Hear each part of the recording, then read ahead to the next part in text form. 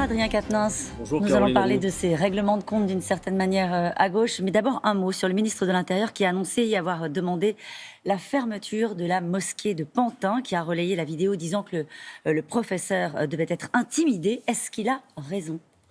Écoutez, Gérald Darmanin a sans doute des éléments qui permettent de créditer la thèse de l'implication des associations qu'il vise ou des structures cultuelles qu'il vise dans les menaces qu'il y a eu contre le professeur qui a été assassiné par le terroriste islamiste. Nous sommes dans un état de droit, la France. Nous n'avons pas l'intention d'y renoncer à cet état de droit, même pour faire face aux terroristes islamistes. Donc si M. Darmanin a des éléments qui permettent de signifier l'implication, on sait par exemple que la page Facebook de la Grande Mosquée de Pantin avait relayé les accusations du père de famille.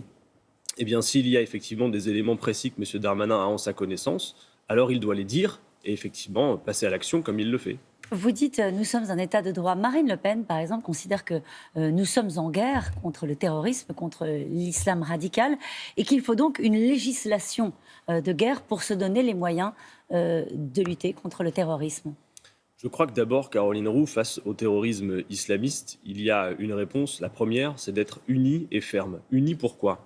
Parce que les terroristes islamistes ont théorisé depuis longtemps l'un de leurs objectifs politiques. Ils veulent qu'en réaction aux attentats s'opère dans le pays une division, un clivage entre d'un côté les musulmans et le reste de la population en France. Ce clivage, il faut donc le refuser.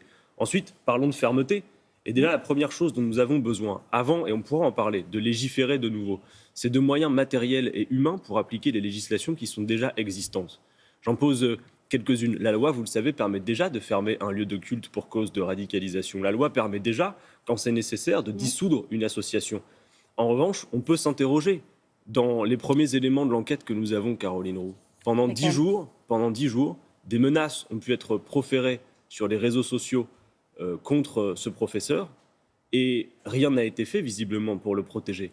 Des menaces qui n'étaient pas des menaces de mort, qui étaient des intimidations pour le viser à le faire partir. Tout ça a monté crescendo. On a vu les menaces sur les réseaux sociaux, on a vu un parent d'élève se faire accompagner par un personnage plus que trouble qui est connu des services de renseignement jusqu'à l'intérieur du collège pour y mettre une forme de pression sur la proviseure. Donc, que s'est-il passé ? Vous laissez entendre que Samuel Paty n'a pas été suffisamment protégé. Je laisse entendre en tout cas que plus que de nouvelles lois, même s'il y a sans doute des dispositions dans les futures lois à venir qui seront avec lesquelles nous pourrions être d'accord. Je pense à, par exemple, la question des financements étrangers. Je pense à la question des écoles hors contrat. Ce sont des éléments sur lesquels nous pourrons discuter. Mais en attendant, je pense qu'il faut des moyens matériels et humains supplémentaires pour appliquer l'existant. À la France Insoumise, nous avons des propositions concrètes, plus que des tweets ou des surenchères à faire face à l'islamisme radical. Par exemple, il y a de la surenchère, je termine juste un point. Oui. Par exemple, opérer un renforcement de la police judiciaire pour qu'elle dispose de moyens d'investigation réels. Renouveau avec des techniques comme l'investigation qui permettent l'infiltration, des moyens humains. Voilà ce qu'il nous faut. Vous l'avez dit, des moyens pour appliquer des lois déjà existantes. Est-ce qu'il faut une commission d'enquête parlementaire ?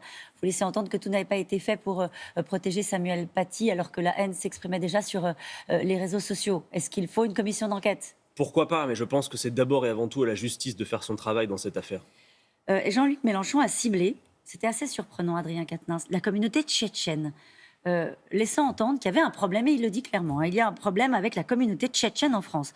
Si vous remplacez tchétchène par algérien, marocain, italien, turc, vous pouvez l'assumer, vous, cette phrase ? Jean-Luc Mélenchon a eu l'occasion de dire, juste en sortant de cette émission, qu'il avait commis une erreur en utilisant le terme de communauté, qui donne l'impression de s'attaquer à tel ou tel. Non, ce qu'il a voulu dire concrètement, c'est qu'entre les attaques à main armée qu'il y a eu, vous vous en souvenez, il y a quelques semaines de cela, à Dijon, et l'attentat de Conflans, visiblement, il y a là aussi, pour nos services de renseignement, un vrai sujet qu'il faut creuser. Voilà ce qu'il a voulu dire. Est-ce qu'il a voulu dire aussi que le problème, c'était l'islamisme radical, l'islamisme, plus que la communauté tchétchène ? Bien sûr, et je pense qu'il l'a dit en des mots très clairs. Enfin, il y a une chose qu'il ne faut pas confondre, c'est que nous devons combattre le terrorisme islamiste, mais ne pas avoir une logique de suspicion généralisée. Vous savez, Caroline Roux, quand des attentats comme ceux de Conflans sont commis, ce sont des millions de nos concitoyens qui souffrent de voir que cette barbarie est commise au nom de leur Dieu, dont ils ne voient pas bien ce qu'il vient faire dans cette histoire. Voilà ce que je veux dire également. Donc il faut rester groupé, mais ferme néanmoins, et je pense avoir donné quelques propositions utiles. J'en donne une autre, puisque Emmanuel Macron, dans son discours, a parlé d'un terreau social favorable à ce genre de situation. Vous savez, Caroline Roux, il faut dire une chose. Comprendre, ça ne veut pas dire excuser.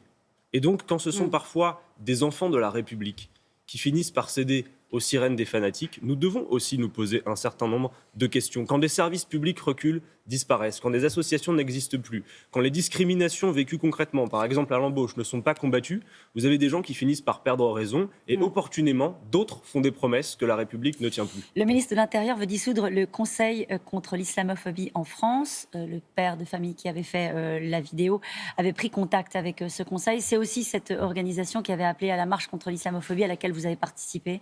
Alors, deux choses. D'abord, comme pour la grande mosquée de Pantin, si le ministre Darmanin dispose d'éléments permettant de statuer sur l'implication de ces associations dans les menaces qui ont été proférées pour les professeurs, qu'il nous les donne. Et alors, qu'il effectivement procède à leur dissolution. Mais appliquons les lois de la République, pas l'arbitraire. Restons-en à l'état de droit. Nous sommes une grande démocratie. Et nous n'avons pas à nous mettre à genoux face à des terroristes islamistes qui entendent dicter leurs lois dans notre pays. Et quand vous entendez Maintenant, je veux vous répondre, Caroline Roux, sur cette fameuse marche.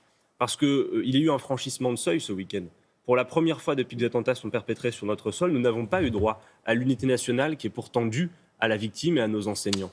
Nous n'y avons pas eu droit parce que certains se sont évertués à diviser et visiblement à cibler davantage Jean-Luc Mélenchon que les terroristes islamistes eux-mêmes. Alors je vais être très clair, il n'y a aucune ambiguïté à la France insoumise et ce qui nous est souvent reproché par ceux qui nous collent sans jamais qu'on leur demande la moindre explication, l'étiquette d'islamo-gauchisme, c'est d'avoir participé à une marche au mois de novembre. Je veux m'expliquer un court instant, Caroline Roux, sur ce point. Est-ce que vous regrettez d'avoir participé à cette marche, Adrien Quatennens ? Non, et je vais vous dire pourquoi. Vous y retourneriez aujourd'hui ? Je vais vous dire pourquoi. Vous y retourneriez aujourd'hui ? Caroline Roux, oui. Sincèrement ? Écoutez-moi et je vais vous dire pourquoi. Écoutez-moi bien, une bonne fois pour toutes.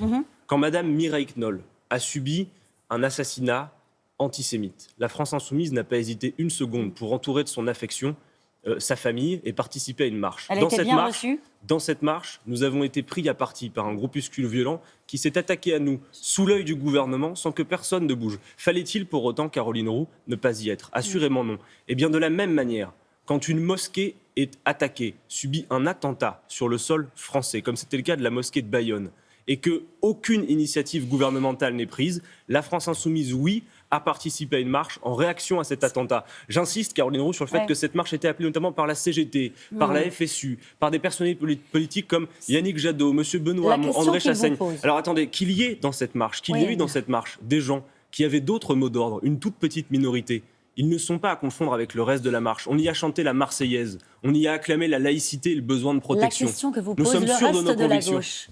La question que vous pose le reste de la gauche, je pense à Manuel Valls notamment, qui a ciblé clairement Jean-Luc Mélenchon. La question qu'il vous pose, c'est est-ce que la France insoumise combat davantage la stigmatisation des musulmans que les atteintes à la laïcité, ce qui serait étonnant quand on connaît le parcours de républicain de Jean-Luc Mélenchon. C'est ça qu'il vous le demande. Mais regardez-nous dans les faits. Mais vous savez, Manuel Valls, sa parole aujourd'hui dans le pays... Je veux dire, le bruit du vent sur les feuilles des arbres ou la parole de Manuel Valls, c'est quasiment du pareil au même. Encore que le bruit du vent dans les feuilles des arbres, c'est agréable à l'oreille.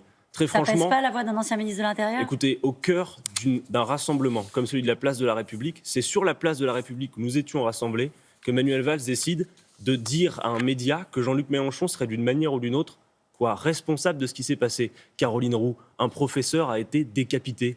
D'accord ? Ça n'est pas sérieux. C'est même, je vais vous dire, dangereux. Et jusqu'à preuve du contraire, je crois que c'est aussi un moyen pour ces personnages politiques de finalement se soustraire à leurs propres responsabilités. Car Caroline Roux, jusqu'à preuve du contraire, ça n'est pas Jean-Luc Mélenchon qui gouverne depuis 2 décennies en France. Vous les reposteriez, les caricatures de Charlie, vous ? Mais évidemment, parce qu'il faut pouvoir être clair sur le sujet et de dire qu'on a le droit de critiquer, de caricaturer une religion, et on peut comprendre que certains soient heurtés. Par contre, on n'a pas le droit de s'attaquer à des personnes en raison de leurs convictions religieuses. Merci beaucoup, Merci à vous, Caroline d'avoir Roux. été notre invité.